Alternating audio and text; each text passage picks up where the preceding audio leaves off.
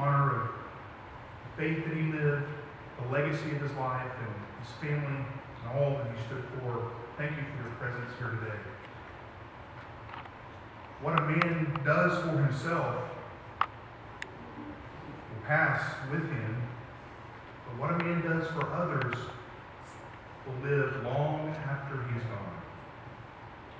And that is the principle of life that Al lived his life by, a life that was lived for others. On September 10th, 1937, Willie Alva Batten entered into this world. The namesake of two admired grandfathers. Luckily, his 15-month-old brother couldn't say either of those names, and he was affectionately dubbed Buzzy. Buzzy was the third son of Bill and Elva, who built their family on the bedrock of love and loyalty, producing Bob, Daryl, Buzz, Jerry, Donna, Jim, and Sherry. The family roots ran deep in Hollis, Oklahoma, where Buzz graduated from high school. Buzz moved to Lubbock, where he lived with his grandma Stores, who was very influential in his spiritual development and in his faith. She was also kind enough to add 2 inches to every pair of pants as he grew to his eventual height of 6 feet 4 inches. He was also in Lubbock where he met Juanita, who had arrived at Texas Tech with a long list of qualifications that she was looking for as a spouse. And Buzz met them all. And so they married in a simple ceremony on April 25th, 1959.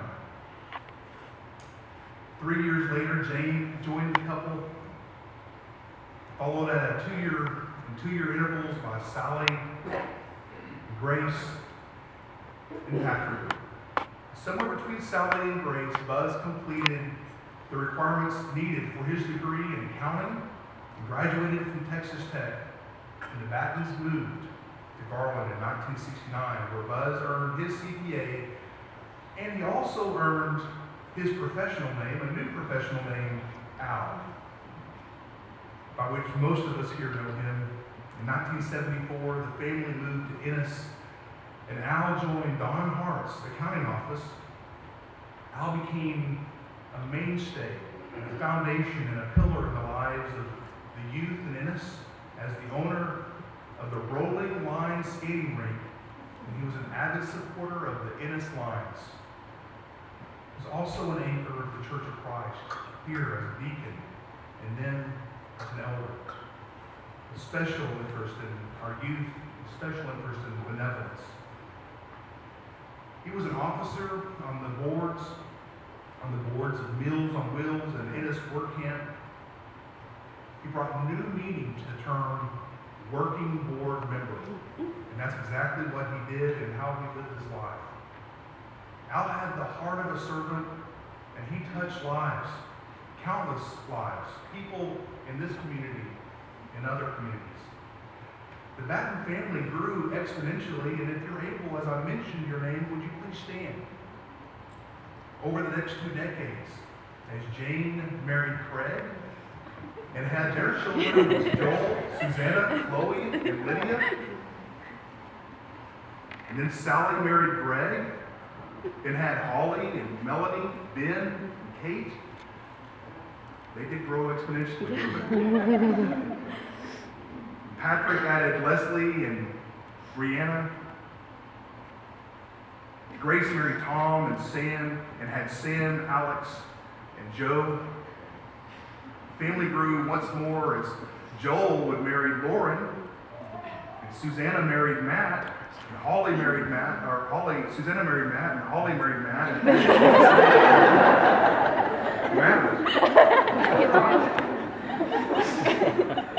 Need to meet Matt. And Kate added Blakely. Al, I want to say that Al felt blessed. I want to say Al was proud of his family. He felt blessed with 3 young men who became his sons-in-law. He noticed their values. He appreciated their values and honored them. He noticed that those values were very similar to his own. He loved his sons-in-law. All three of them had degrees in accounting. Imagine that. Topic near and dear to Al's heart. And Leslie, his only daughter-in-law, he said she has a good head on her shoulders. He was always amazed at her ability to mother Brianna. You can be seated. Al enjoyed amazing health and vitality for 77 years before a series of unrelated challenges led to an unexpected and quick decline in these recent weeks and days. His loving and devoted wife, Rita, children and grandchildren had the distinct privilege of singing him home into the arms of the Father. He served his entire life on Friday, April the 3rd, 2015. What a blessing that was. Now leaves behind all of his siblings, their children, grandchildren, and great-grandchildren, his wife, children, grandchildren, and great-grandchildren. He leaves behind his church family. He leaves behind the Lady Lions softball team who he adopted. He leaves behind a host of friends who will forever miss him and who love him dearly. Yes, it is true that what a man does for himself will pass with him. But what he does for others will live long after he is gone. Make no doubt about it, that was the principle that Al lived his life by. He goes down in history as being a most unpretentious man. And he appreciated that in a person. And what I mean is he was modest. He was a modest man. He did not try to impress people with a show. He wasn't the alpha dog. He wasn't a saber rattler or a chest beater, or he didn't have a check me out attitude. He was a very uncomplicated man with simple solutions to some of the most complex problems you can imagine, whose general theme in life was don't sweat the small stuff. Every one of us in here have heard him say that at one point or another. He was not about smoke and mirrors. There was no spin with Al. Just no counterfeit, no fake. It was just Al and his approach to life. He loved plain speaking, few words, simple solutions, just a keep it simple approach. And he taught by example, following the old adage, teach Jesus to others, and if necessary, use words. And that's how he lived his life. He avoided technology at all costs. He had no Facebook account, no Twitter account, no Instagram, and no Pinterest. I tried to sell him on a smartphone at one point, and he basically shut that down and said, my clamshell phone is all that I've ever needed, and it works just fine. And he held it up proudly. One time he called me about a computer problem. His modem wasn't working with his AT&T U-verse, and he called and asked if I could come over and help, and I walked over or drove over and walked into his house, and I said, Al, I think the power has to be plugged into the and lo and behold, the lights came on, the internet was working. He prided himself in having no email address. Well, one day I discovered that he had a secret email address that nobody knew about. Once I found out about it, he made me promise that I would not tell anyone. He loved westerns, rawhide, gunsmoke. He was the Matt Dillon of our day. Minus the hat, minus the boots, and the gun. He wasn't a western wearer, per se. Sometime around 1981, down in Austin, some decisions were made by government leaders there in Austin, and they decided and made a proclamation that men could now come to work there in the Capitol building, in the city offices. They were free to leave their coats and their ties at home in order to save electricity. Well, Al took this as his emancipation proclamation. Finally, he had it in writing. He took off his jacket and he took off his tie, and as you can see, we're here today to honor that. And seldom put that tie and jacket back on again. He even had proof text in the scripture. A rare verse that most of us have never come across. Ezekiel 44 and verse 18. Look it up. It says, they shall enter the sanctuary with linen turbans on their heads and linen garments around their waist, but they shall not bind themselves with anything that causes sweat. That's just nothing that causes sweat. A man after my own heart. Al had things that he stood for. Principles that he lived by. He was not one to dictate those principles to others or throw his weight around and say this is how it has to be, but he knew what he believed, and he lived that way. He had amazing willpower. As I listened to him describing his struggle with his diabetes and how he just had the willpower to just monitor his diet on his own. He told me about the type of bread he ate, the kind that's no sugar and very, very dry, but he just made himself eat that, and he monitored his health and his diabetes with his diet. We would go on youth events, and there would be chocolate and cake and ice cream and pizza, and he would just pass by all that and say, I don't want that. This is what I want to eat, and he managed that all on his own. He was a very giving man, full of benevolence and a heart that cared for others. Most of us here, if not all of us, have no idea how many hours he spent serving others, giving to the needs of others, praying for others, calls in the middle of the night, a hospital visit, a need for a hotel. Anytime a need came up for food, and Al found out about it, he was on it. He was always on call.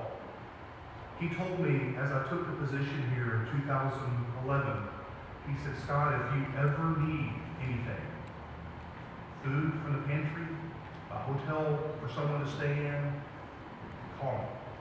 He said, always call me. He said, I'm just down the street. He used that phrase, I'm just down the street with me, on multiple occasions. I'm just down the street.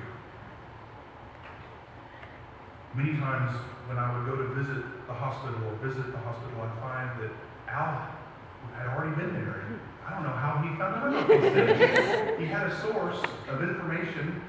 He always knew when people were in the hospital, and he was one of the first to visit regularly with them.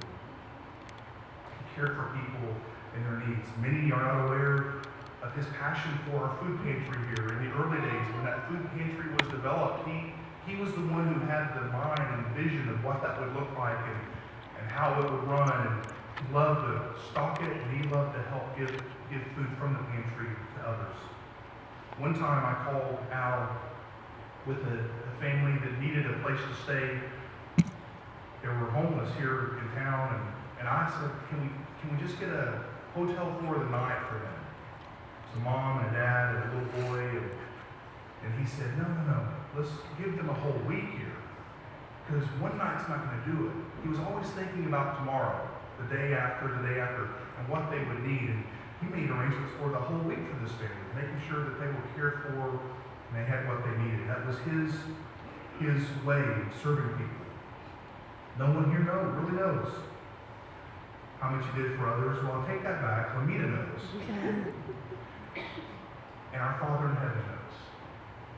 Who God tells us in his word never forgets the deeds that we do in Jesus' name for others. I see his angels in heaven busy writing those things down. It's been said that some are the hands, some are the eyes and the body of the church, and some are the shoulders, and some are the heart. Al was most certainly the hands and the feet, ever busy and ever at work. While he was in the hospital, we received many calls from neighbors here in the office asking how's Al doing.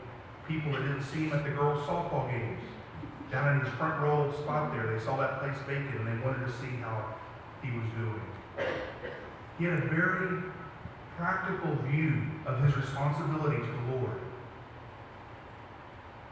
James talks about people who are not just talkers, but doers. Al was a doer.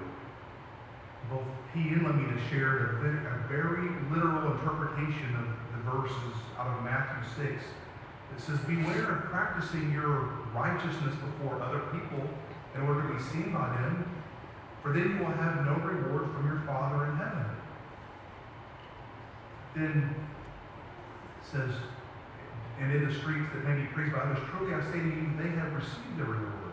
But when you give to the needy, do not let your left hand know what your right hand is doing. And that was Al's practice of life, not letting his left hand know what his right hand was doing. As an accountant, he was aware of all the privileges and loopholes that were in the law that many of his clients took advantage of.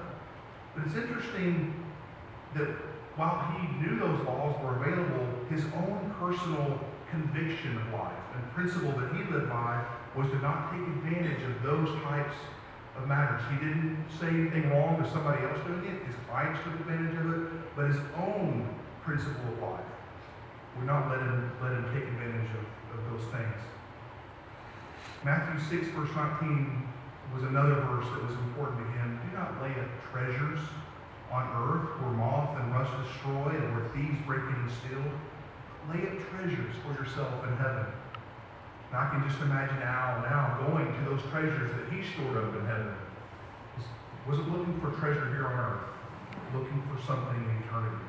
He could not fathom the concept of depriving his family in order to save, and grow wealth and build an empire. He didn't want to build an empire for himself. He wanted to invest that in others in every possible way. He loved our youth here at this congregation and in the city. What I want to say about Al is that he was always available. And what Al told me is, he said, Scott, anytime you need someone to drive with you someplace, an additional adult to go along, all you have to do is call.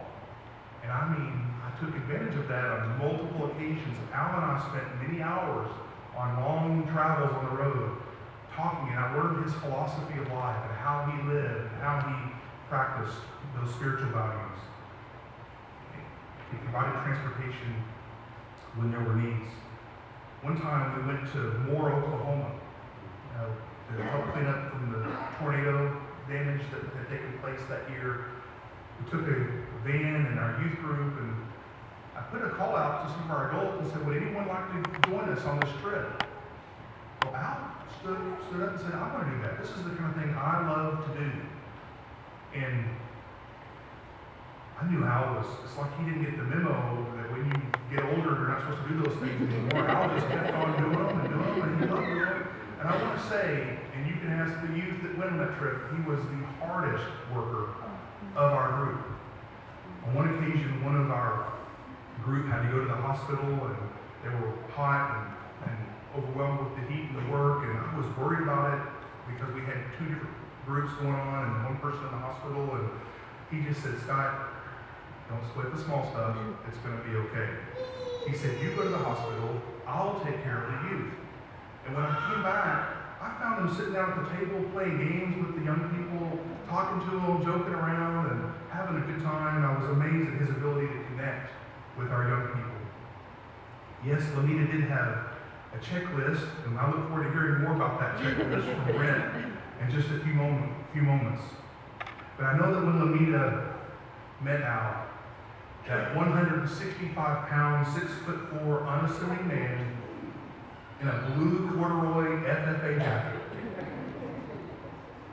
she saw this as she fell in love with the man that met that checklist.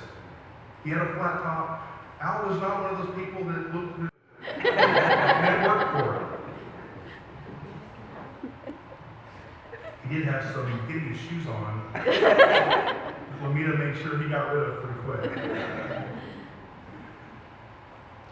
It's just a simple, plain guy. Fell in love, married, almost 56 years this month. Having their first argument this past Wednesday night. And we can blame that on Al not feeling very well. Lamita got to sing the song that we just heard in his ears that night 3 times. The song, It's All in the Game. It's a poem that's written in the flyer here today. It was written in 1951 by Carl Sickman. The melody was written in 1911 by Charles Dawes. And this was Al's general theme of life. Many a tear has to fall, but it's all in the game. All in the wonderful game that we know is love. No matter the situation, no matter the problem, no matter the challenge, for Al, he would just say, many a tear has to fall, but it's all in the game. And Lamita was able to sing that song to him that night before the surgery, reminding him that was their song, the song that he lived by. Lamita, you and Al were truly partners in a 3-legged race. And you both seem to walk in unison together. And I want you to know that it has been a joy to me personally, Stephanie, my family, and others, to watch your family grow and to see the love that you have for each other. What a blessing it's been to me, and I know to all of us here to see that. I thank you for that. I first met Al in Rockwall as Al and the other elders came to our house and visited with us and talking to us about moving here. And Al said, by the way, I have a home. I have a home for your family. Well, we came to visit one Sunday afternoon, and Lamita had made fresh cookies, and as you walked in, the smell of cookies and cookie aroma was all over the house. And we got to see Al's man cave, we had the John Wayne videos and other westerns. But what I remember most was there in a prominent area of his space was the family name Batten etched plain for all to see. Now, I think it's important for you all to know how proud he was of you, every one of you, and Lamita, how much he loved you and cared for you. There was a brick mantel there for a fireplace, and I asked Al what that was. There's no fireplace there anymore, and he said, well, Lamita wanted a fireplace, so I built it for her. Very encouraging to my family, and Al made it clear to me that he wanted us to buy that home, buy your home. He saw that as the perfect place for me, Stephanie, our family, a place for us to grow. And what a privilege and joy it's been to move there, to live there, and to make your home a place for our home. He made it so easy for us to move. I came to him with all these challenges, and he said, Scott, it's just a simple solution. We'll work it out. You'll buy a house from me, and you'll move in.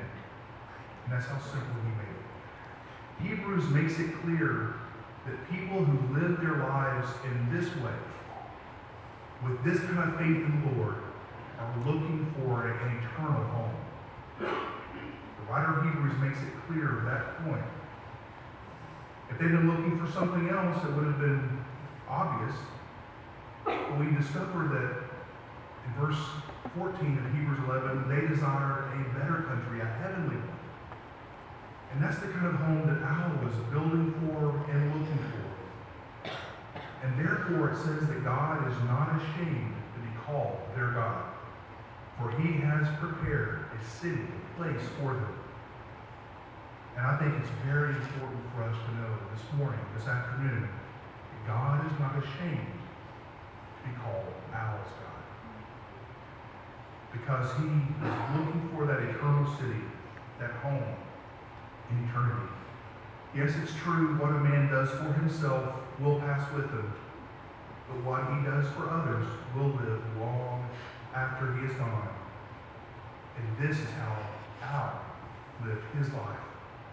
And may his deeds follow him into eternity, and may he find that treasure stored right in the place where he placed it, in heaven.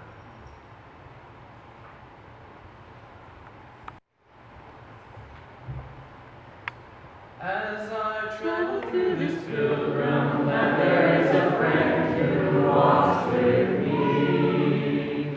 He leads me safely through the sinking sand. It is the Christ of Calvary. This would be my prayer, dear Lord, each day to help me do the best I can. For I need thy light to guide me day and night. Blessed Jesus, hold my hand.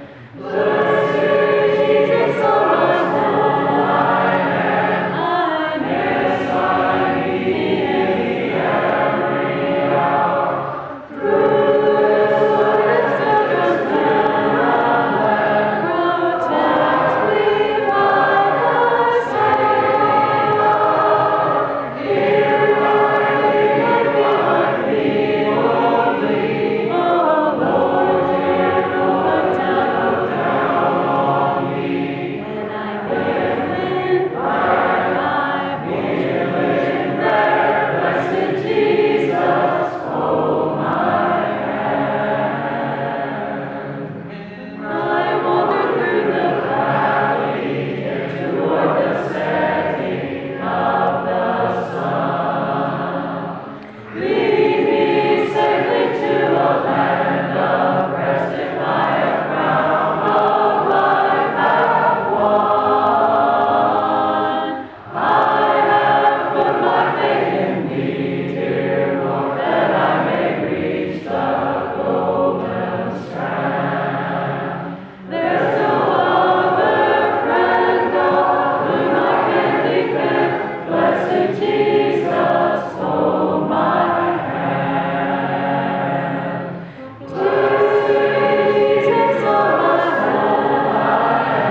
hand. Yes, I need thee every hour. Through this forest pilgrim's land, protect me by thy Savior. Here I live my feet only. Oh Lord, dear Lord, down on me. When I live in I nearly there. Blessed Jesus, hold my hand. I walk with the King to the heavenly land, the kingdom of light. The pathway of right, eternal His throne, forever will be, to mansions on high, a crown there for me,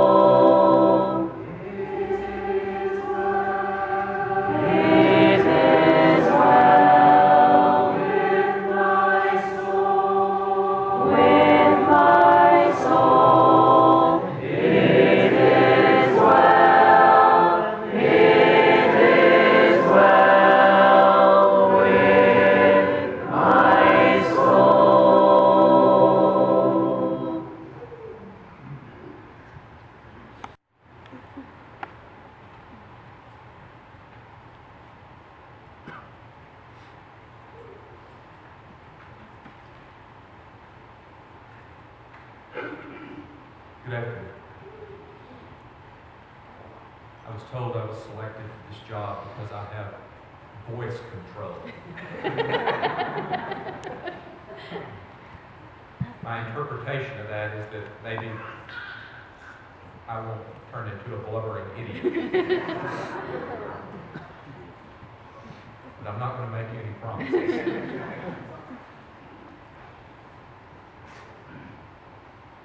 Because it's a little hard for me to believe we're here. In the 10th chapter of the Gospel of Luke, there's a memorable encounter between Jesus and the lawyer. And the essence is that the lawyer wants to know what it takes to be saved. Jesus says, keep the law. He says, I've done all that. Love your neighbor as yourself. Love God. Who is my neighbor? Uh-oh. That's always the question, isn't it? Well, who exactly is my neighbor? Can we find a loophole here? I think that's the essence.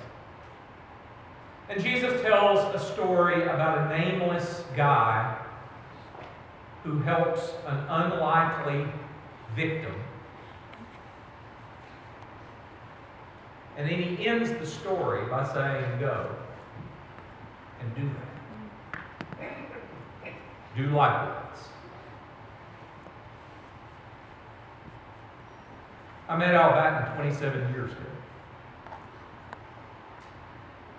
He was my friend. And he was the embodiment of go and do likewise.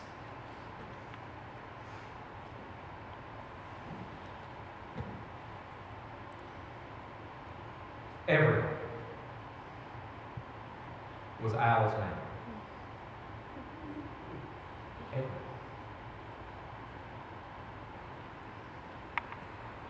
I love it.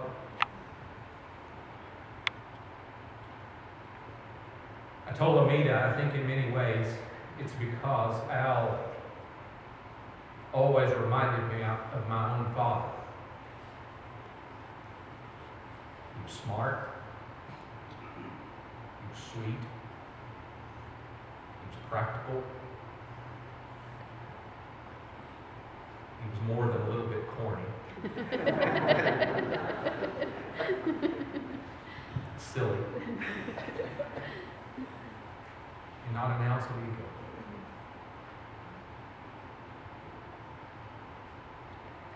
He was big.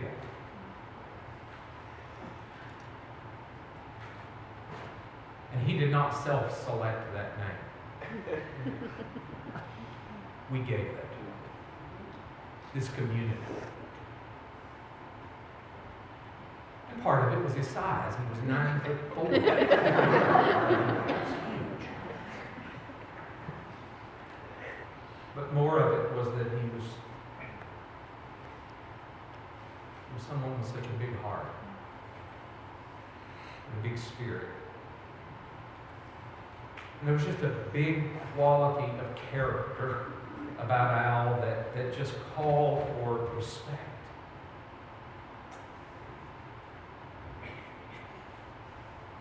Okay, 2 or 3 things. First, Al just possessed a remarkable steady as she goes quality.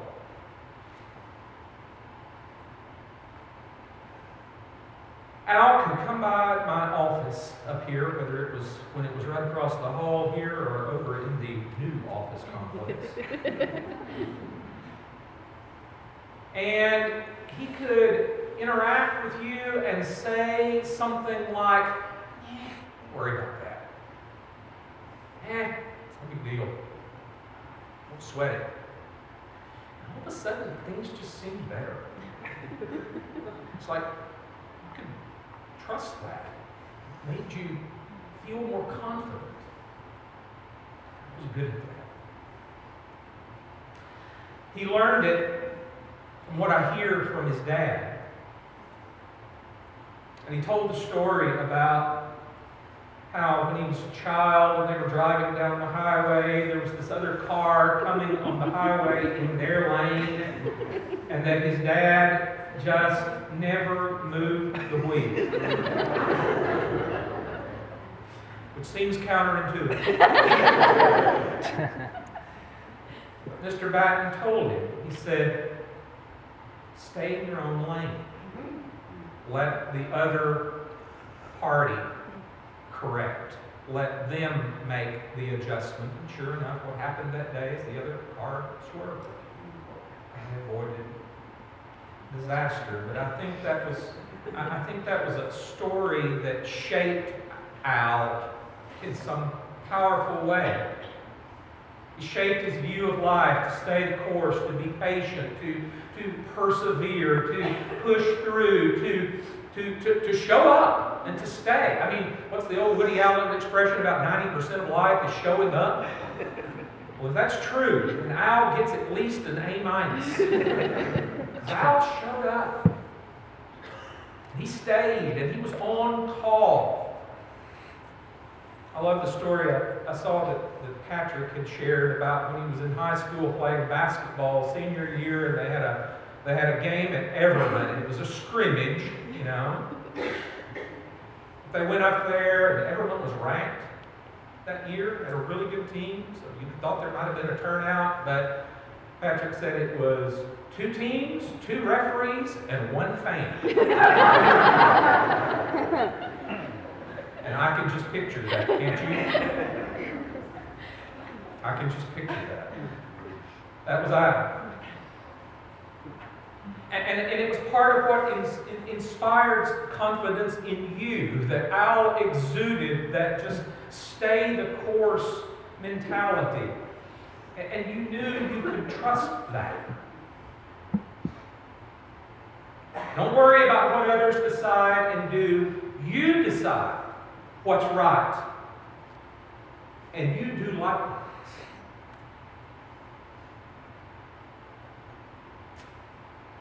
Second,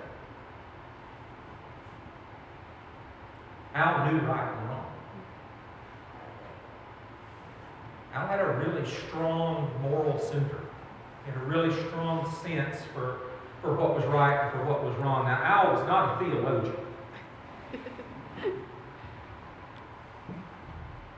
But he knew. And Al, I don't think I ever heard Al talk about sin or evil much. What Al talked about was that there were things that were right and there were things that were dumb. Al liked that word. He used it a lot.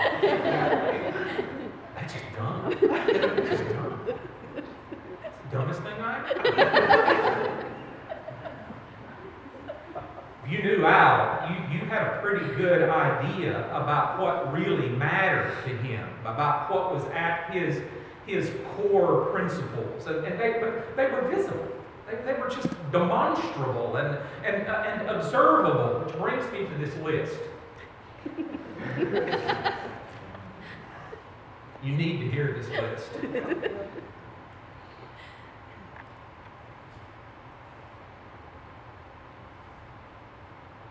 This is the list of qualifications Levita had for an acceptable husband. Number 1, he had to be morally clean. Check. He had to be able to speak without being profane or obscene.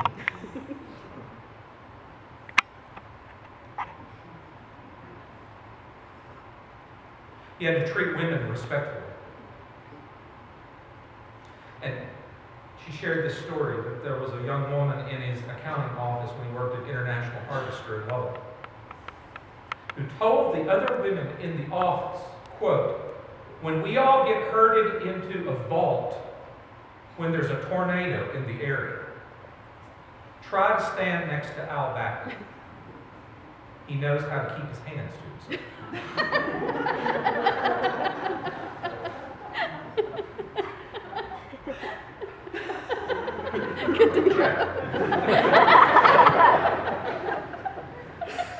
Number 4, he couldn't be a show-off. Al thrived on being inconspicuous. Check. Number 5, like children. Oh my goodness. She talked about how he had younger siblings who just adored him, and his 5-year-old little sister was highly suspicious of this 19-year-old girl who was now hanging around all the time. Because before that, she'd been the center of attention. I loved children. Check. And finally, boy, I love this one. Number 6. Her husband could not be racially prejudiced. Even though the world at that time, late 50s, was so sad.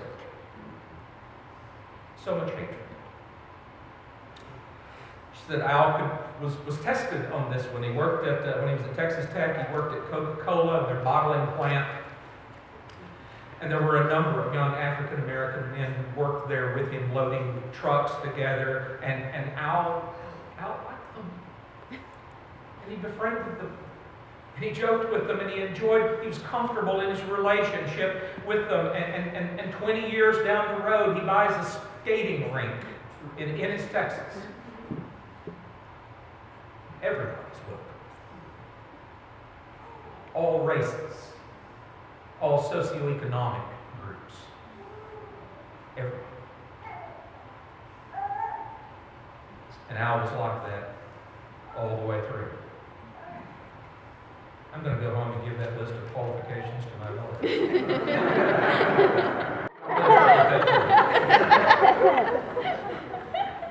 Authentic. Real. Genuine. Made from genuine material. That was that. Not self-righteous. Low drama. No drama. Low maintenance, high integrity, right to the end. Not trying to persuade you or to recruit you or to get you on board with his thing, but just going and doing his thing.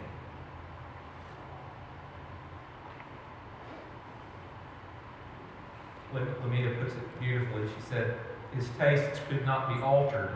He could not be gussied up. If his mind was ever changed significantly, it was too gradual to be detected.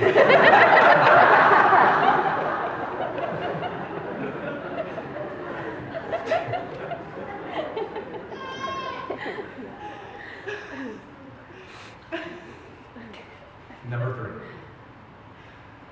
So if you're that way, if you're that steady and that principled, what you get is you get a life that outlives itself. And so today, Al outlives his life. Like Hebrews 11. All of those people who walked by faith, Faith's Hall of Fame, Abel, in verse 4, who offered a better sacrifice, and who the writer says, through his faith, though he died, he still speaks. Big Al still speaks. It occurred to me, I've never, ever heard Al formally teach anything. I don't know. Never heard him teach a class. He seldom even spoke in class, and he'd do public prayers and all that, but that just wasn't Al's thing. But Al's life and Al's words and Al's principles live on. And I can think of 2 big places that they do. One is right here in this community.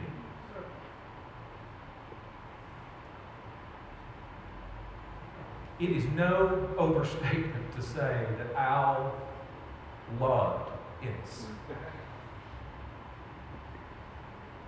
And it showed. Skating rink was for this community. It was a place to gather. It was something for kids to do. All kids. In its work camp that went on for a decade here, brought together churches in this community, did tremendous good for untold numbers of people. And Al was right in the middle of that. And I can remember Robert Moore and I would go out and we would scout out these places in town to go, and some of them were, whoo, goodness, scary. Well, that's a big job. We're going to have enough people on that? Yeah, we'll put Al Batten and a bunch of middle schoolers. That was plenty.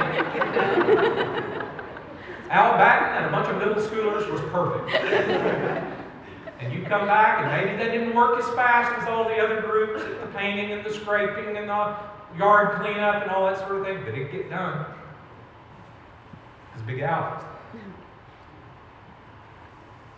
Meals on Wheels, Al's clients, and Ennis Athletics. What is Ennis Athletics going to do without their number one fan?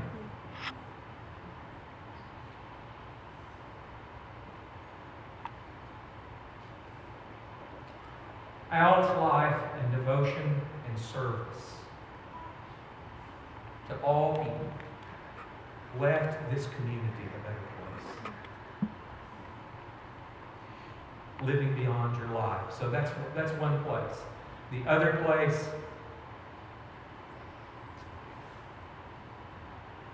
is the harder one to talk about. Because they're right here. Through his own family. Al lives on. You were his world. You were his reason for being. Your causes were his causes. Your dreams were his dreams. Your pain and your struggles were his pain and struggles. Your joy, your victory, is his joy, his victory. Your prayers and your hopes and your battles were his.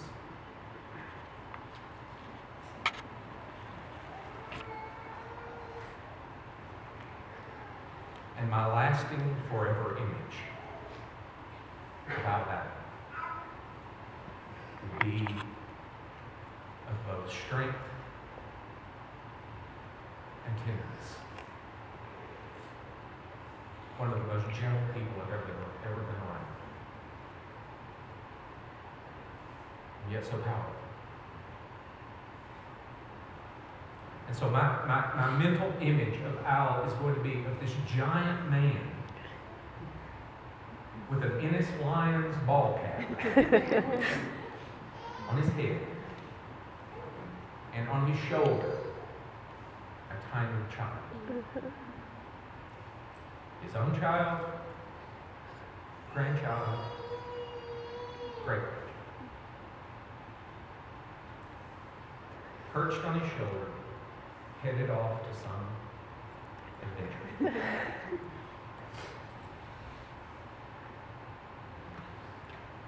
Sally wrote this.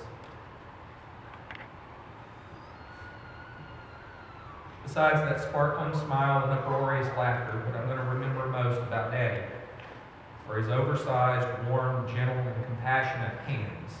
Hands that have held mine my entire life. Daddy's hands taught me if you want to keep up in life, or just keep up with him, you have to hold on and move with purpose. Daddy's hands taught me to wave and be friendly, even to strangers along the road. Daddy's hands taught me the importance of cheering for the home team. I watched those hands clap for virtually every team that came through Ennis High, and they clapped especially loud and long when the team had one of his on it. Daddy's hands taught me that stealing was only okay if there was a bowl of banana pudding and a spoon involved. Daddy's hands taught me that the man I chose a wedding ring for better have all the qualities on my checklist. And the list started with be like Dad and added, have a little fashion sense. Really? I got 1 out of 2. Take it your word. Daddy knew that I chose well. Daddy's hands taught me to hold my babies with love and tenderness, to support them no matter what, and to never actually let go. Daddy's hands taught me most importantly to serve God. Those hands that gave comfort, handed out money, carried groceries, delivered meals, painted houses, guided church vans, carried moving boxes, pumped gas. Those were the hands of Jesus. In my eyes, my daddy was bigger than life, while also unassuming and incredibly low maintenance. What a unique combination. He was my compass, my role model, and my hero, my go-to guy.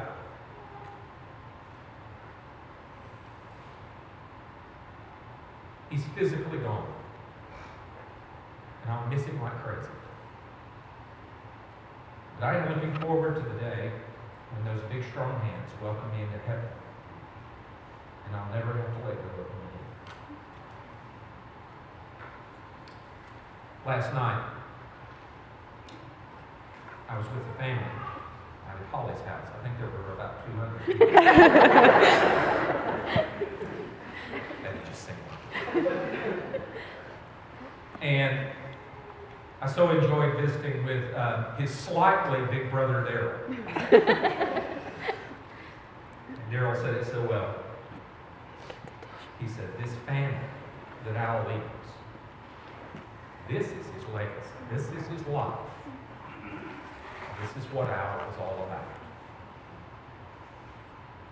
That's right. It's exactly right.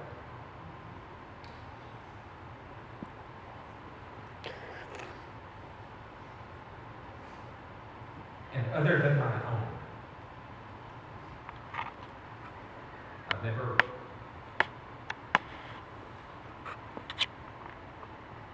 loved a family more.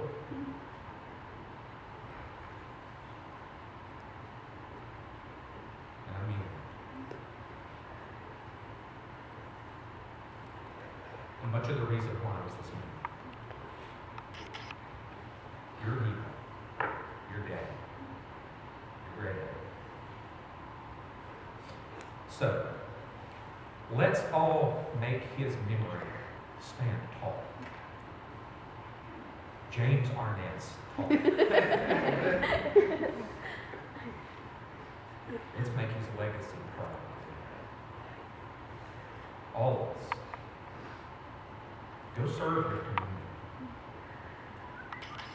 in the name of Big Al. Jesus as well. Go and love your own family. Go and be like Jesus and do likewise. And what a wonderful quote I received last night from Tom and Grace, from a recent book. The paradoxical invitation of Jesus is to live defenseless, yet absolutely unafraid. Boy, that was Al. Vulnerable, just put himself out there. Here's who I am. No pretension. And fearless.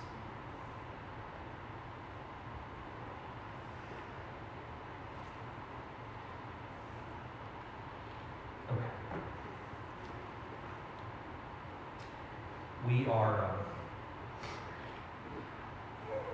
We're going to end a little differently.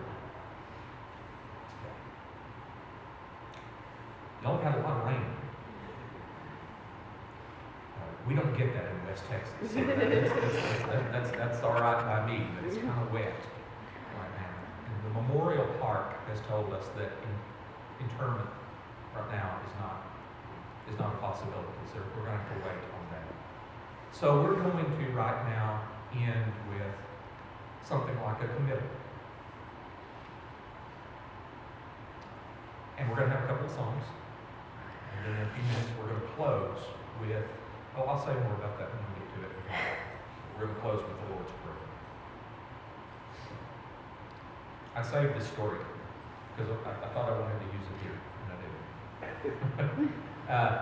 One thing I did with Al, a lot of the time I was here, was play volleyball. Either volleyball or softball. That's the way you bonded with Al. You either played or you worked. And a lot of times it was working because he'd get you in on these things like moving people. And Robert Moore and I always said, if Al's car pulled up to the church and you didn't know why he was coming, you might be about to be roped into something. And sometimes that was moving people. And you got to their house, and they had it really packed to death. And let me tell you, Al, that did not deter Al. Al would just start dumping out your drawers. I mean, But one time, I'll never forget, playing volleyball with Big Al, and some of these people may have been here and remember, I don't know. But we were out, before we built this facility back here and played volleyball here, so we were out at the Church of God playing at that location. And I don't remember who the other team was. I just remember that night, they showed up with a really young, in shape, 20-something-year-old guy who was in college somewhere playing some kind of sport. And this guy was clearly a ringer. And it was like, oh, we've never seen him before. Where did he come from? Well, we started the game, and we lined up, and Al and he were right opposite each other at the net. And I'm sure he looked across the net and thought, here's a guy in a white t-shirt and jeans and sneakers and glasses, and this cannot be any one form.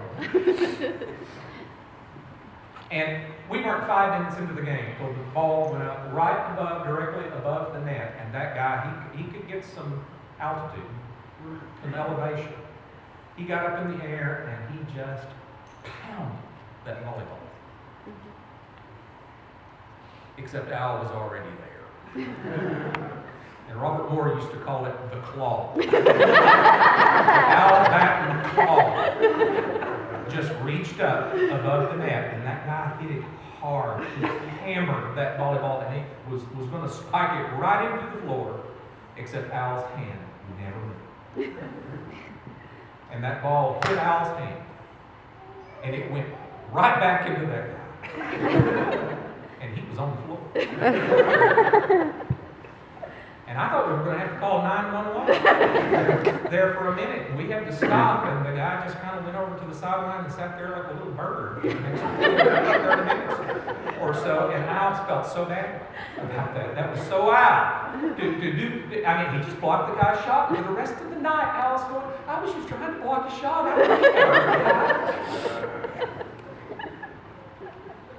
But that image, how strong. In his heyday, Al could lift and he could climb up on a ladder. I remember during work camp seeing him climb up on top of ladders and just work and sweat, outwork crews of high school kids for hours and hours and hours. Al was strong.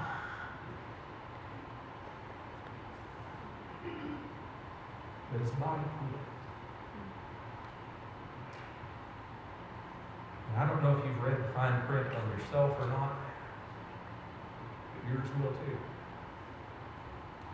We're all headed for this one day.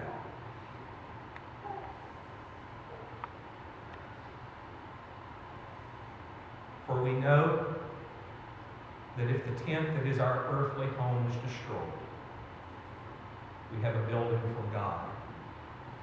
A house not made with hands, eternal in the heavens.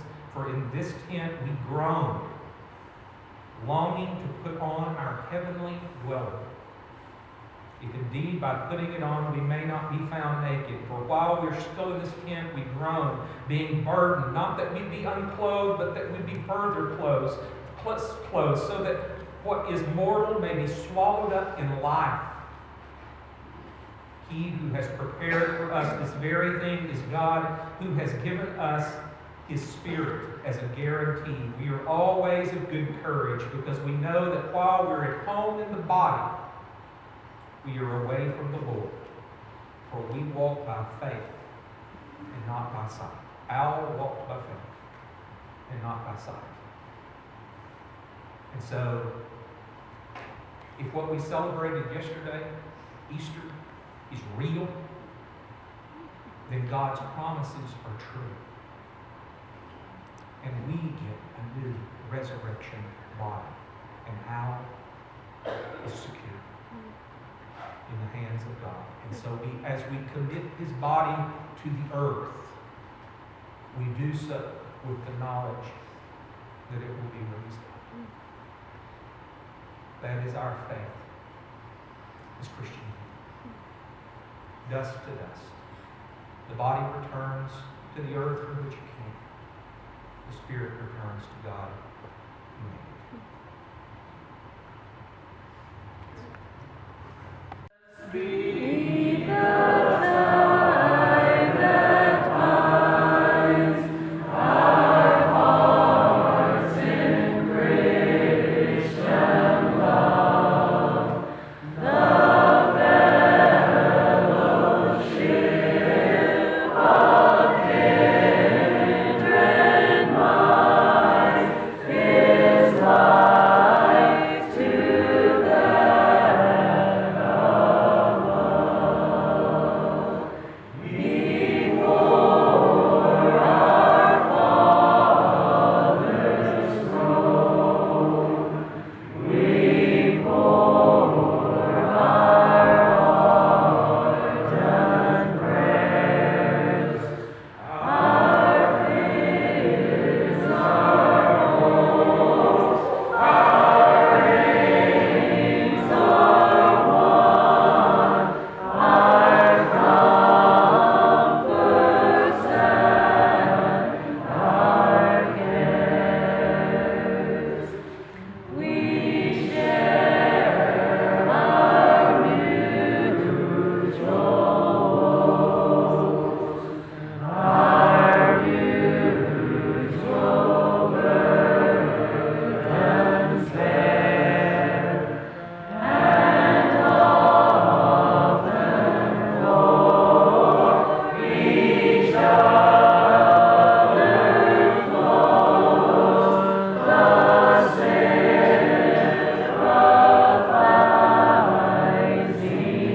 tear.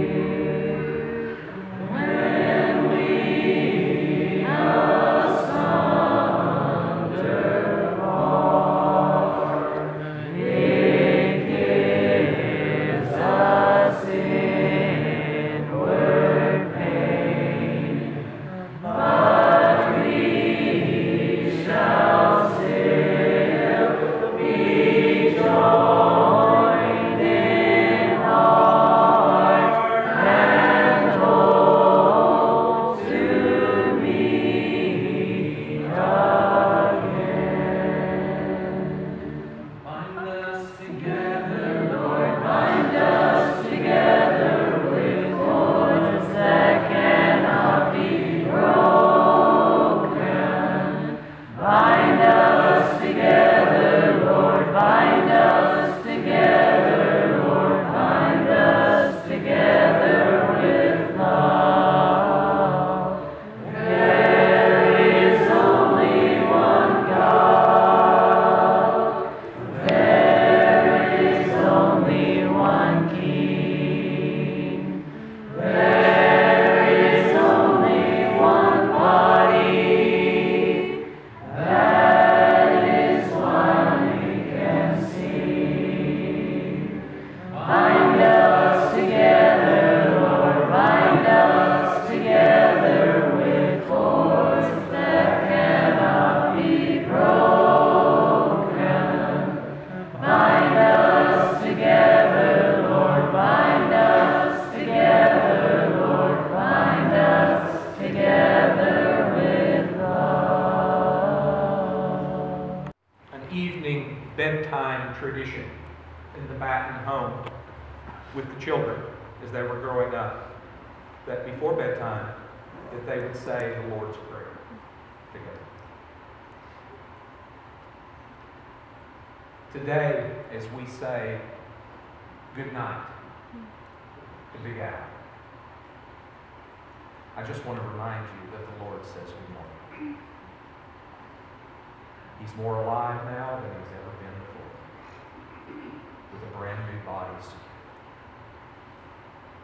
We don't grieve as people who haven't hope. We grieve as people who are full of hope. We're going to pray a prayer, and then the pallbearers and the family and I are going to exit the funeral directors and the body, and they will be dismissed.